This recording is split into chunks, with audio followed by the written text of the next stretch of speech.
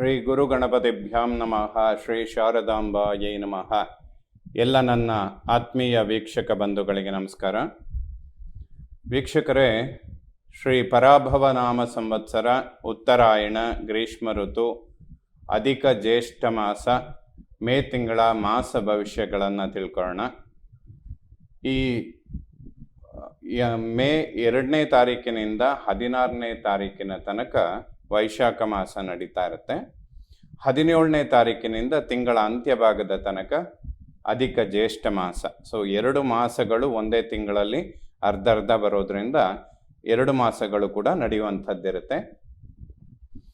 ವೈಶಾಖ ಮಾಸ ಅಂದರೆ ಮೇ 11ನೇ ತಾರೀಕು ವಿಶೇಷವಾಗಿ ಹನುಮ ಜಯಂತಿ ನಡೆಯುವಂಥದ್ದು, ಆಂಜನೇಯನ ಆರಾಧನೆ ಮಾಡುವಂಥದ್ದು, ಅತ್ಯಂತ ಒಂದು ಪುಣ್ಯ ಸಂಪಾದನೆ ಹಾಗೂ ಗ್ರಹಗತಿಗಳಲ್ಲಿ ಬರುವಂತಹ ಶನಿ ಮಹಾತ್ಮನ ಸಂಬಂಧವಾದಂತಹ ದೋಷಗಳನ್ನು ಪರಿಹಾರ ಮಾಡಿಕೊಳ್ಳೋದಕ್ಕೆ ಆಂಜನೇಯನ ಆರಾಧನೆ ಅತ್ಯಂತ ಪ್ರಮುಖವಾಗಿರುತ್ತೆ.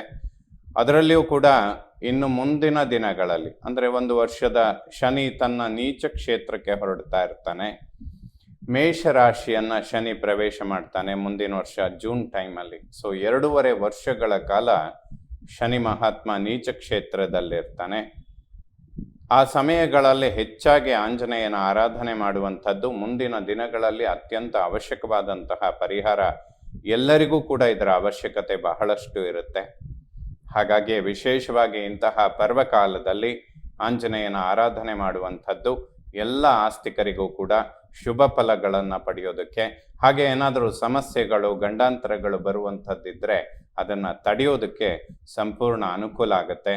ಖಂಡಿತ ಆಸ್ತಿಕರೆಲ್ಲರೂ ಕೂಡ ಭಗವಂತನ ಕೃಪೆಗೆ ಪಾತ್ರರಾಗಿ ಅಂತ ಹೇಳ್ತಾ, ಈ ಮೇ ತಿಂಗಳಲ್ಲಿ ಬದಲಾಗುವ ಗ್ರಹಗಳನ್ನು ನೋಡೋದಾದರೆ ಮೇ 11ನೇ ತಾರೀಕು ಕುಜ ತನ್ನ ಸ್ವಕ್ಷೇತ್ರವಾದಂತಹ ಮೇಷರಾಶಿಗೆ ಬರ್ತಾನೆ. ಕುಜ ಒಬ್ಬ ರಾಜಗ್ರಹ, ಅವನು ಸ್ವಕ್ಷೇತ್ರಕ್ಕೆ ಬರುವಂಥದ್ದು ಬಹಳ ಶುಭ. ಕುಜ ಮತ್ತು ಶನಿಯ ಯುತಿ ಕಳೆದ 1.5 ತಿಂಗಳಿಂದ ನಡೀತಾ ಇತ್ತು. ಇದು ಬಹಳಷ್ಟು ಕಂಟಕಗಳನ್ನು ಸೃಷ್ಟಿ ಮಾಡೋದಕ್ಕೆ 2 ಪಾಪಗ್ರಹಗಳು ಒಂದೇ ರಾಶಿಯಲ್ಲಿ ಕೂತ್ಕೊಳ್ಳೋದು ಬಹಳ ಕಾರಣ ಆಗುತ್ತೆ. ಸೊ 11ನೇ ತಾರೀಕು ಕುಜ ಶನಿಯಿಂದ ಬಿಡುಗಡೆ ಹೊರಡ್ತಾನೆ, ತನ್ನ ಸ್ವಕ್ಷೇತ್ರಕ್ಕೆ ಬರ್ತಾನೆ. ಎಲ್ಲರಿಗೂ ಕೂಡ ಶುಭ ಫಲಗಳನ್ನು ಕೊಡೋದಕ್ಕೆ ಈ ಒಂದು ಪರಿವರ್ತನೆ ಅತ್ಯಂತ ಪ್ರಮುಖ ಕಾರಣವಾಗುತ್ತೆ. ಅದೇ ರೀತಿಯಾಗಿ ಮೇ 14ನೇ ತಾರೀಕು ವೃಷಭ ರಾಶಿಗೆ ಬುಧ ಪ್ರವೇಶ ಮಾಡ್ತಾನೆ. ಅದೇ ದಿವಸ ಅಂದರೆ ಮೇ 14ನೇ ತಾರೀಕು ಶುಕ್ರ ಮಿಥುನ ರಾಶಿಯನ್ನು ಪ್ರವೇಶ ಮಾಡ್ತಾನೆ. ಬುಧ ಮತ್ತೊಮ್ಮೆ ಮೇ 29ನೇ ತಾರೀಕು ವೃಷಭ ರಾಶಿಯಿಂದ ಮಿಥುನ ರಾಶಿಗೆ ಬರ್ತಾನೆ. ಸೊ ಮೇ ತಿಂಗಳಲ್ಲಿ 14ನೇ ತಾರೀಕು ಬುಧ ವೃಷಭ ರಾಶಿಗೆ ಬಂದರೆ 29ನೇ ತಾರೀಕು ಮತ್ತೊಮ್ಮೆ ಮಿಥುನ ರಾಶಿಗೆ ತನ್ನ ಸ್ವಕ್ಷೇತ್ರಕ್ಕೆ ಹೊರಡ್ತಾನೆ. ಸೊ ಈ ತಿಂಗಳಲ್ಲಿ 2 ಗ್ರಹಗಳು ಸ್ವಕ್ಷೇತ್ರವನ್ನು ಪ್ರವೇಶ ಮಾಡ್ತಾರೆ, ಒಂದು ಕುಜ ಇನ್ನೊಂದು ಬುಧ. ಇವೆಲ್ಲ ಮಾಸ ಭವಿಷ್ಯಗಳಲ್ಲಿ ಅತ್ಯಂತ ಪ್ರಮುಖವಾದ ಪರಿವರ್ತನೆ. ಯಾವುದೇ ಒಂದು ಗ್ರಹ ತನ್ನ ಸ್ವಕ್ಷೇತ್ರಕ್ಕೆ ಬರುತ್ತೆ ಅಥವಾ ಉಚ್ಚ ಕ್ಷೇತ್ರಕ್ಕೆ ಬರುತ್ತೆ ಅಂದರೆ ಆ ಸಮಯದಲ್ಲಿ ಎಲ್ಲ ರಾಶಿಯವರಿಗೂ ಕೂಡ ಅನುಕೂಲಗಳು ತುಂಬ ಜಾಸ್ತಿ ಇರುತ್ತೆ. ಸೊ ಇದರ ಕಡೆ ಗಮನ ಕೊಟ್ಟರೆ ಹೆಚ್ಚಿನ ಫಲಗಳನ್ನು ಪಡೆಯೋದಕ್ಕೆ ಸಾಧ್ಯವಾಗುತ್ತೆ. ಇದೇ ರೀತಿಯಲ್ಲಿ ಮೇ 15ನೇ ತಾರೀಕು ಸೂರ್ಯ ತನ್ನ ಉಚ್ಚ ಕ್ಷೇತ್ರವಾದಂತಹ ಮೇಷರಾಶಿಯಿಂದ ವೃಷಭ ರಾಶಿಯನ್ನು ಪ್ರವೇಶ ಮಾಡ್ತಾನೆ. ಈ ಎಲ್ಲ ಗ್ರಹಗಳ ಪರಿವರ್ತನೆ ಮೇ ತಿಂಗಳಲ್ಲಿ ಏನು ನಡೆಯುತ್ತೆ, ಈ ಒಂದು ಪರಿವರ್ತನೆಯಿಂದ ಮೇಷರಾಶಿಯವರ ಮಾಸ ಭವಿಷ್ಯ ಹೇಗಿರುತ್ತೆ ಅಂದರೆ ಮೇ ತಿಂಗಳ ಭವಿಷ್ಯ ಹೇಗಿರುತ್ತೆ ಅಂತ ನೋಡೋಣ. ಮೇಷರಾಶಿಯವರಿಗೆ ಈ 7.5 ಪ್ರಭಾವ ಇದ್ದರೂ ಕೂಡ ಕುಜ ಸ್ವಕ್ಷೇತ್ರ ಅಂದರೆ ರಾಶ್ಯಾಧಿಪತಿ ರಾಶಿಗೆ ಬರುವಂಥದ್ದು, ಮುಂದಿನ ತಿಂಗಳಲ್ಲಿ ಗುರು ಕೂಡ ಉಚ್ಚ ಕ್ಷೇತ್ರಕ್ಕೆ ಹೋಗುವಂಥದ್ದು.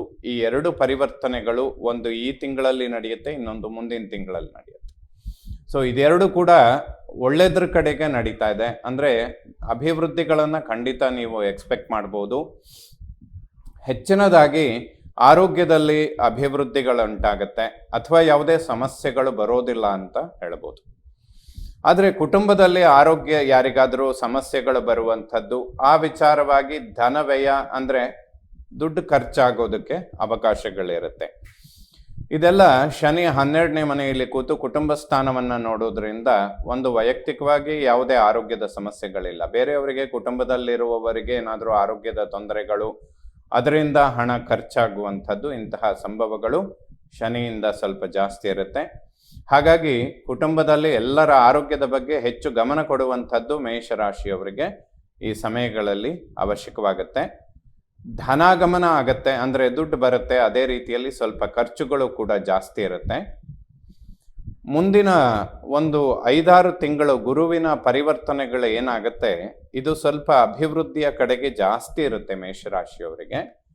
ಇದರ ಪ್ರಭಾವ ಏನಪ್ಪ ಅಂದರೆ, ಯಾವುದೇ ಒಂದು ಹಣಕಾಸಿನ ಒಂದು ಎಕ್ಸ್ಪೆಕ್ಟೇಷನ್ಗಳಿದ್ರೆ, ಅಂದರೆ ಲೋನ್ಗಳನ್ನು ಎಕ್ಸ್ಪೆಕ್ಟ್ ಮಾಡಿದರೆ ಇವೆಲ್ಲ ತುಂಬ ಈಸಿಯಾಗಿ ಸಿಗುತ್ತೆ, ಸುಲಭವಾಗಿ ಸಿಗುತ್ತೆ ಅಂತ ಮಿತಿಮೀರಿ ಲೋನ್ಗಳನ್ನು ಮಾಡಿಕೊಳ್ಳದೆ ಇರೋದು ಒಳ್ಳೆಯದು. ಯಾಕೆಂದರೆ ಶನಿ 7.7 ಹೆಚ್ಚಾಗಿ ಸಾಲ ಮಾಡೋದಕ್ಕೆ ಪ್ರೇರಣೆ ಕೊಡ್ತಾನೆ.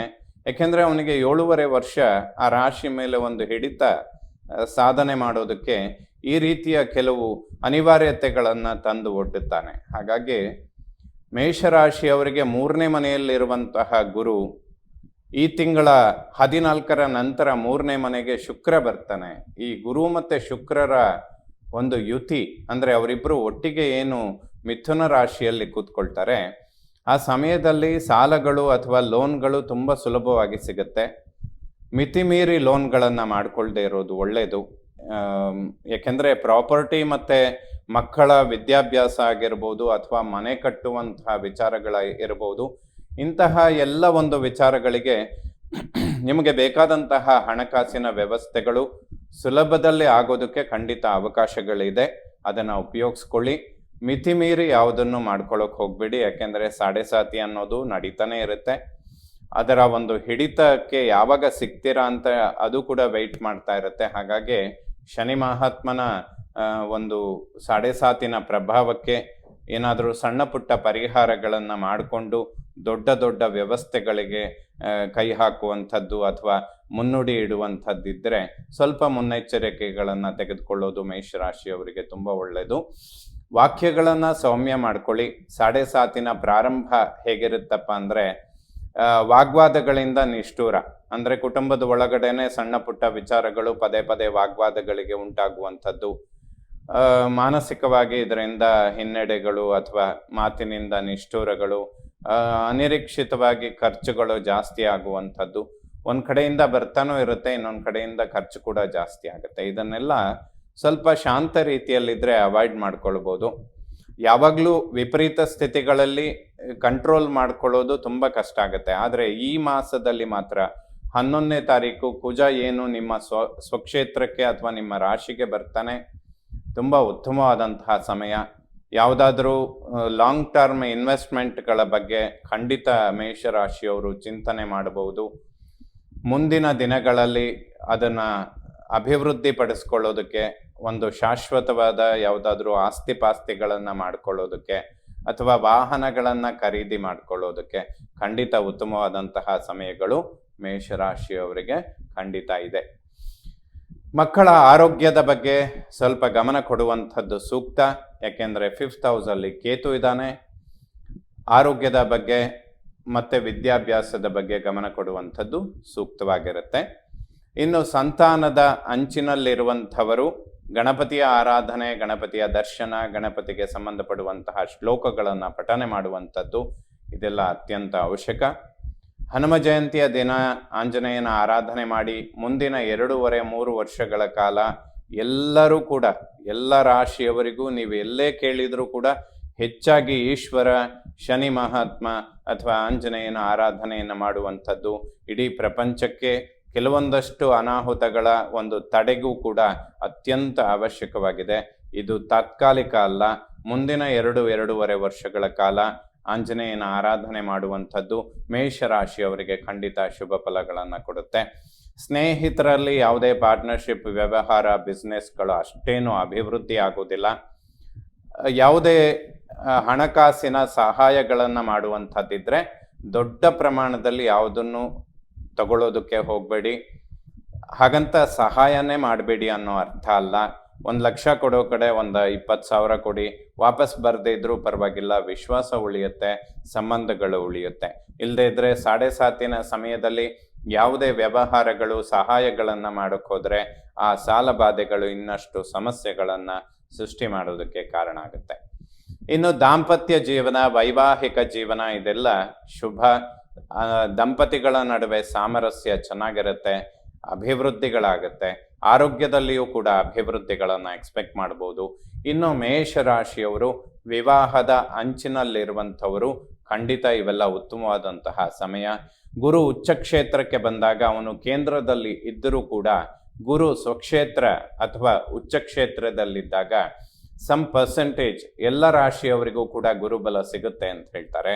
ಮೇಷರಾಶಿಯವರಿಗಂತೂ ಗುರು ಯೋಗಕಾರಕನಾಗಿರೋದ್ರಿಂದ ಅವನು ಉಚ್ಚ ಕ್ಷೇತ್ರಕ್ಕೆ ಬರುವಂಥದ್ದು. ಇವೆಲ್ಲ ವೈವಾಹಿಕ ಜೀವನಕ್ಕೆ ಶುಭ ಫಲಗಳನ್ನು ಕೊಡುವಂತಹ ಸಮಯ. ಮುಂದಿನ ವರ್ಷದ ಜೂನ್ ನಂತರ ಆಲ್ಮೋಸ್ಟ್ ಶನಿ ಮಹಾತ್ಮ ಮೇಷರಾಶಿಯನ್ನು ಪ್ರವೇಶ ಮಾಡಿ ನಿಮ್ಮ ಜನ್ಮ ರಾಶಿಗೆ ಬಂದಾಗ ವಿವಾಹ ಇಂತಹ ವಿಚಾರಗಳು ತುಂಬ ಮುಂದೆ ಎಳ್ಕೊಂಡು ಹೋಗೋದಕ್ಕೆ ಶುರುವಾಗುತ್ತೆ. ವಿಳಂಬ ಆಗೋದಕ್ಕೆ ಹಲವಾರು ಕಾರಣಗಳು ಸೃಷ್ಟಿಯಾಗ್ತವೆ. ಹಾಗಾಗಿ 1-1.5 ವರ್ಷಗಳ ಸಮಯ ಏನಿದೆ ಅದೆಲ್ಲ ಈಗ ತುಂಬ ಉತ್ತಮವಾದಂತಹ ಸಮಯ. ಅದರಲ್ಲೂ ಕೂಡ ಈ ತಿಂಗಳು 14ರ ನಂತರ ಶುಕ್ರ ಮಿತ್ರ ಕ್ಷೇತ್ರದಲ್ಲಿರ್ತಾನೆ. ಗುರು ಮತ್ತು ಶುಕ್ರ ದೈವಗುರು ಮತ್ತು ದೈತ್ಯ ಗುರುವಿನ ಯುತಿ ಆಗುವಂಥದ್ದು ವೈವಾಹಿಕ ಜೀವನದ ಅಂಚಿನಲ್ಲಿರುವಂಥವರಿಗೆ, ಮೇಷರಾಶಿಯವರಿಗೆ ಬಹಳ ಉತ್ತಮವಾದಂತಹ ಸಮಯ. ಯಾವುದೇ ಮೃತ್ಯು ಕಂಟಕಗಳು ಇಂತಹ ವಿಚಾರಗಳಿಗೆ ಖಂಡಿತ ಅವಕಾಶ ಇರೋದಿಲ್ಲ. ಮೇಷರಾಶಿಯವರಿಗೆ ಎಲ್ಲದರಲ್ಲಿಯೂ ಕೂಡ ಅಭಿವೃದ್ಧಿಗಳನ್ನು ಎಕ್ಸ್ಪೆಕ್ಟ್ ಮಾಡ್ಬೋದು. ಬಹಳ ಶುಭ ಸಮಯ ಮೇ 11ರ ನಂತರ ಮೇಷರಾಶಿಯವರಿಗೆ. ಇನ್ನು ಅತಿ ಹೆಚ್ಚಿನ ಜಿಜ್ಞಾಸೆ ಇರುವಂಥದ್ದು ಮೇಷರಾಶಿಯವರಿಗೆ ಉದ್ಯೋಗದ ಪರಿಸ್ಥಿತಿಗಳ ಬಗ್ಗೆ. ಜೂನ್ ನಂತರದಲ್ಲಿ ಅಥವಾ ಅಕ್ಟೋಬರ್ ಇಂದ ಈ ವರ್ಷದ ಅಂತ್ಯ ಭಾಗದ ತನಕ ಮೇಷರಾಶಿಯವರು ಜೂನ್ ತನಕ ವೆಯ್ಟ್ ಮಾಡಿ ಉದ್ಯೋಗದಲ್ಲಿ ಏನಾದರೂ ಪ್ರಮೋಷನ್ಗಳನ್ನು ಎಕ್ಸ್ಪೆಕ್ಟ್ ಮಾಡ್ತಾ ಇದ್ರೆ ಖಂಡಿತ ಸಿಗುತ್ತೆ, ಅದರಲ್ಲಿ ಯಾವುದೇ ಸಂಶಯ ಇಲ್ಲ. ಉದ್ಯೋಗದ ಪರಿವರ್ತನೆಗಳನ್ನು ಮಾಡಿಕೊಳ್ಬೇಕು ಅಂದರೂ ಕೂಡ ಖಂಡಿತ ಸಾಧ್ಯ ಆಗುತ್ತೆ. ಉದ್ಯೋಗ ಕ್ಷೇತ್ರದಲ್ಲಿ ಮೇಷರಾಶಿಯವರಿಗೆ 7.5 ಪ್ರಾರಂಭ ಆದಲ್ಲಿಂದ ಏನೆಲ್ಲ ಸಣ್ಣ ಪುಟ್ಟ ಕಿರಿಕಿರಿಗಳಾಗ್ತಾ ಇತ್ತು ಅದಕ್ಕೆ ಈ ಮಾಸಗಳಲ್ಲಿ ಅಥವಾ ಇಲ್ಲಿಂದ ಮುಂದಿನ ಒಂದು 5-6 ತಿಂಗಳ ಕಾಲ ಅದಕ್ಕೆ ತುಂಬ ಉತ್ತಮ ಸಮಯ ಇದೆ. ಉದ್ಯೋಗ ಕ್ಷೇತ್ರದಲ್ಲಿ ಬಹಳಷ್ಟು ಅನುಕೂಲಗಳನ್ನು ಮೇಷರಾಶಿಯವರು ಕಾಣೋದಕ್ಕೆ ಸಾಧ್ಯ. ಗುರುಗಳಿಗೆ ಸಂಬಂಧಪಡುವ ಸ್ತೋತ್ರಗಳನ್ನು ಓದಿ ದತ್ತಾತ್ರೇಯರ ದರ್ಶನವನ್ನು ಮಾಡಿ ಖಂಡಿತ ಶುಭ ಫಲಗಳನ್ನು ಕಾಣ್ತೀರಾ. ಮೇಷರಾಶಿಯವರು ತಂದೆಯ ಆರೋಗ್ಯದ ಬಗ್ಗೆ ಸ್ವಲ್ಪ ಗಮನ ಕೊಡುವಂಥದ್ದು ಅವಶ್ಯಕವಾಗಿರುತ್ತೆ. ಏಕೆಂದರೆ 12ನೇ ಮನೆಯಲ್ಲಿರುವಂತಹ ಶನಿ 3 ಮನೆಗಳನ್ನು ವೀಕ್ಷಣೆ ಮಾಡ್ತಾನೆ. ಒಂದು ಕುಟುಂಬ ಸ್ಥಾನ, ಕುಟುಂಬದಲ್ಲಿ ಯಾರಿಗಾದರೂ ಆರೋಗ್ಯ ಕೆಡುವಂಥದ್ದು. ಇನ್ನೊಂದು ಧನ ಅಂದರೆ ಹಣಕಾಸಿನ ಖರ್ಚುಗಳು ಜಾಸ್ತಿ ಆಗುವಂಥದ್ದು. ಇನ್ನೊಂದು ಸ್ನೇಹಿತರಿಂದ ಏನಾದರೂ ನಿಮ್ಮಿಂದ ಸಹಾಯಗಳನ್ನು ಎಕ್ಸ್ಪೆಕ್ಟ್ ಮಾಡುವಂಥದ್ದು.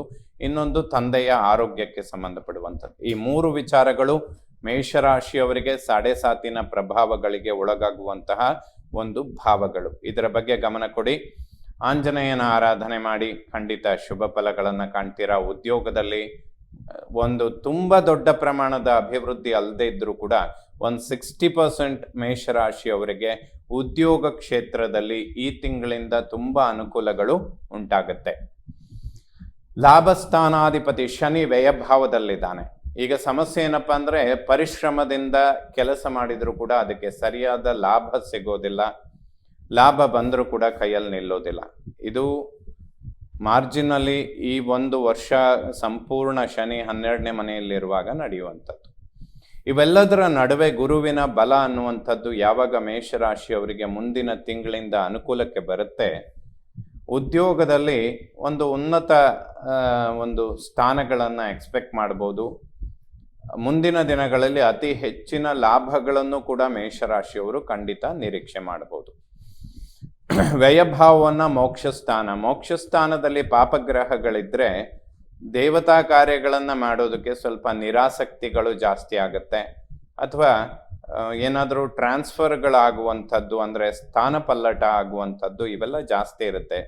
ಮೇಷರಾಶಿಯವರಿಗೆ ಸ್ವಲ್ಪ ದೇವತಾ ಕಾರ್ಯಗಳನ್ನು ಮಾಡಿ.